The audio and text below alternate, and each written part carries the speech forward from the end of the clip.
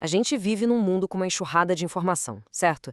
Então, como é que uma campanha política consegue furar essa bolha? Como ela vai além de só ficar jogando mensagem para todo lado e, de fato, influenciar a decisão de voto? Olha, a resposta não é gritar mais alto que os outros, é entender o processo.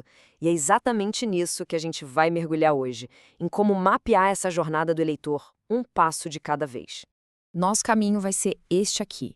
Primeiro, a gente vai questionar a visão tradicional do voto.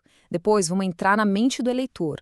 Aí, o prato principal, as 6 etapas da jornada, com exemplos bem práticos.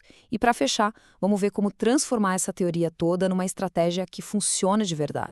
Beleza, vamos começar pelo ponto mais importante. A maneira como se enxerga o voto muda completamente. As regras do jogo estratégico de uma campanha. Essa é a pergunta de US$ 1 milhão, não é mesmo? A verdade é que muitas campanhas, as mais tradicionais, agem como se um jingle, um grande comício ou uma única mensagem genial fosse a tal da bala de prata. Mas a realidade, ela é bem mais complexa. A decisão é construída, não é algo que acontece num estalo. E a grande virada de chave está bem aqui. De um lado, a gente tem essa visão antiga de campanha como se fosse uma fábrica de conteúdo, sabe? Que só produz, dispara para todo lado e fica torcendo para acertar o alvo. Do outro lado, a gente tem uma lógica nova, que encara a campanha como a gestão de um processo. O foco não é só o que se fala, é sobre interferir, de forma inteligente, nas condições em que a pessoa faz a sua escolha. E essa ideia foi brilhantemente resumida pelo Felipe Ladeira, que é o criador dessa metodologia da jornada do eleitor. Ele deixa claro que o voto é a linha de chegada de uma maratona, de uma série de pequenas decisões. Entender isso, gente, é o primeiro passo para sair do amadorismo e entrar no jogo profissional da política. Certo. Se o voto é um processo, então a gente precisa entender o que acontece na cabeça do eleitor durante essa caminhada. Porque, afinal, a gente precisa de um mapa para isso. O ponto central é este: votar dá medo. Envolve um risco percebido muito alto. Pensa bem, não dá para testar um candidato e depois devolver se a gente não gostar. Por isso, nosso cérebro não tenta buscar o ganho máximo. Ele tenta, na verdade, minimizar a sensação de incerteza. A escolha acontece naquele exato momento em que a pessoa pensa: ok, com essa opção aqui, eu me sinto seguro o suficiente para arriscar. E essa busca por segurança está longe de ser um processo 100% racional. A emoção funciona como um filtro para a nossa atenção, decidindo o que a gente vai prestar atenção e o que vai simplesmente ignorar. A identidade também é fundamental. Votar é uma forma de dizer para o mundo: eu faço parte desse grupo aqui. E claro, tudo isso acontece dentro de um contexto político e social que a campanha não controla, mas que ela precisa saber ler como ninguém. Muito bem, agora que a gente já entendeu a base por trás de tudo, vamos para a procuração do método. Chegou a hora de conhecer o mapa, as 6 etapas que organizam o processo de decisão do eleitor. Essas são as 6 fases. Mas, atenção, é super importante não pensar nelas como uma linha reta bonitinha. São mais como estados mentais. Um eleitor pode avançar, pode recuar, pode até pular uma etapa. O trabalho da campanha é justamente diagnosticar em que estágio o seu público está e agir de acordo.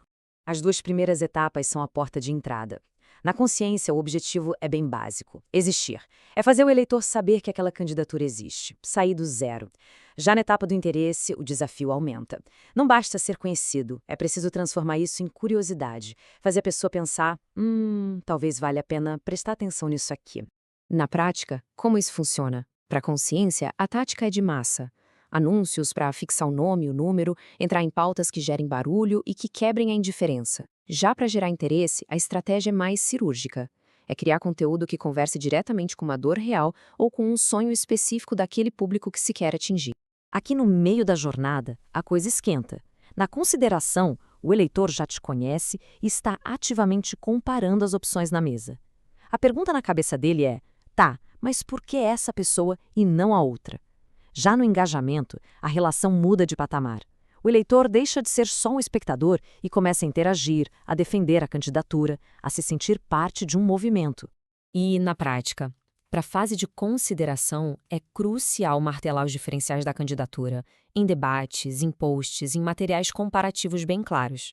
No engajamento, o foco é outro: é construir comunidade.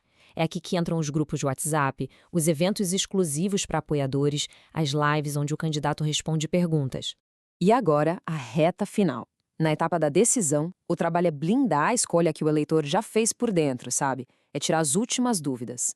E por fim, na mobilização, o objetivo é 100% pragmático. Garantir que a decisão saia da cabeça da pessoa e vire uma ação. Ir até a urna, convencer um amigo, virar fiscal, é a conversão final. Para fortalecer a decisão, mensagens como "você escolheu certo para o futuro" são muito poderosas.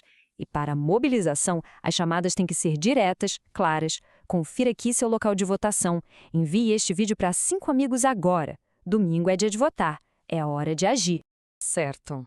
O modelo é ótimo no papel, né?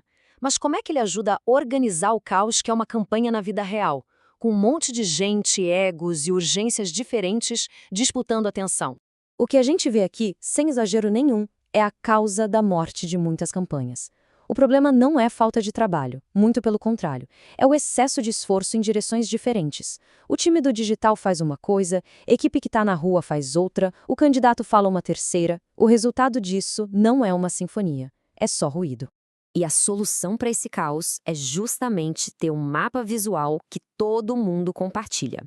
Uma ferramenta como o Canvas da jornada do eleitor bota a equipe inteira na mesma página. Ele força todo mundo a se perguntar, ok, essa ação que eu estou propondo, ela serve para qual etapa da jornada?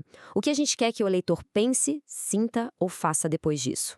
Mas muito cuidado na hora de aplicar o modelo, porque existem armadilhas. O erro mais clássico de todos é querer pular etapas. É pedir o voto, que é a mobilização, para alguém que mal sabe que o candidato existe, que ainda está na consciência. É a mesma coisa que pedir em casamento no primeiro encontro. Não vai dar certo. E vale lembrar de novo, a jornada não é uma linha reta.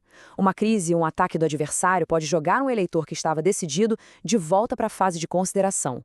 E tudo isso que a gente viu até agora nos leva a uma conclusão importantíssima sobre o que de fato significa fazer estratégia numa campanha. Essa frase é perfeita. Com tempo e dinheiro sendo recursos limitados, a campanha mais inteligente não é que faz mais coisas. É a que escolhe melhor onde vai gastar sua energia. É aquela que tem a disciplina de dizer não para uma briga, uma pauta ou uma ação que não ajuda o eleitor a dar o próximo passo na jornada dele. E para a gente fechar, fica aqui a provocação final. Cada post, cada discurso, cada material de campanha, tudo isso está sendo pensado para guiar o eleitor de uma etapa para a próxima? Ou está só se somando ao barulho geral? Porque no fim do dia, a diferença entre guiar uma jornada e simplesmente fazer barulho, bom, essa é a diferença entre vitória e derrota.